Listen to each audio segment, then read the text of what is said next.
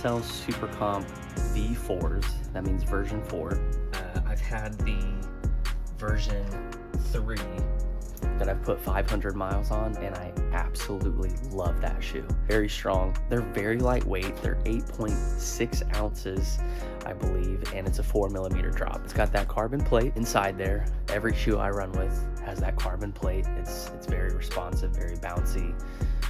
Gives you a lot of pep to your step and propulsion as you're moving forward. So not the best conditions to actually test this shoe in.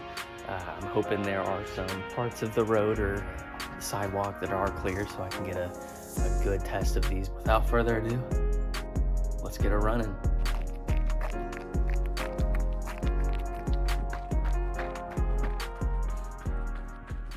All right, the new Balance SuperComp Elites V4s, which is just version 4 for short. Welcome to this channel. If you're new here, I'm currently training for my first full Ironman this year in September 2024. I've never done one. I'm not a triathlete, so this entire channel is me documenting my journey on that. Part of that is learning about new gear, existing gear, runner by trade. So I've always had carbon plated shoes, an ultra marathoner. I've done a ton of mini marathons, quite a few marathons in training. I discovered the ultra marathon world in 2022, did my first 50 miler in 2022, and then did a 50 kilometer last year in 2023. This year's all about Ironman. So running is my background, and that's what I'm most passionate about, and I get excited about the new gear that comes out. Initial thoughts right off of run, I just did 7 miles. It was snowing. The ground is very icy. It's very slippery, so not the best first run with these.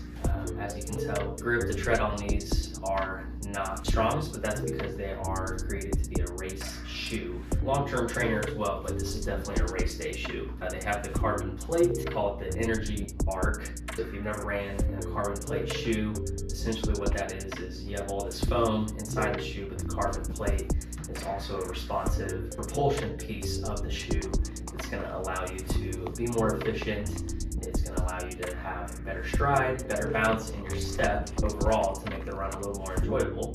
And for comparison, these are the New Balance SuperComp Elites V3. So this is version 3. I've put about 500 miles on. Been one of my favorite shoes, definitely one of my favorite carbon plate shoes. In comparison to the version 4s that have come out, this is a very, very lightweight. These were light as well, but it seems like every year they're getting lighter and lighter. These compared to version 3, I would say is a very similar feel.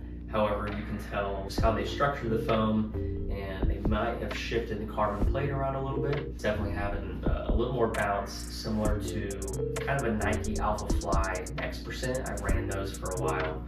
I think that's kind of where this shoe is going.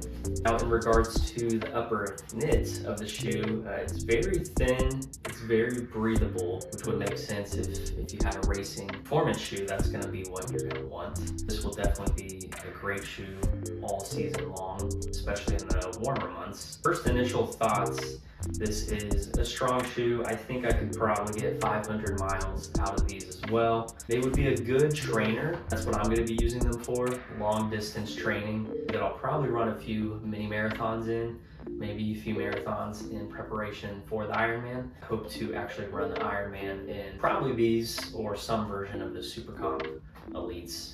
New Balance has knocked it out of the park with this model and this version of this shoe and just this whole line. I've ran in version 2, 3, and now 4, and I can't say enough good things about this shoe. So if you do want a good carbon plated, lightweight, well cushioned, breathable, high performance shoe, this is the one to get started with.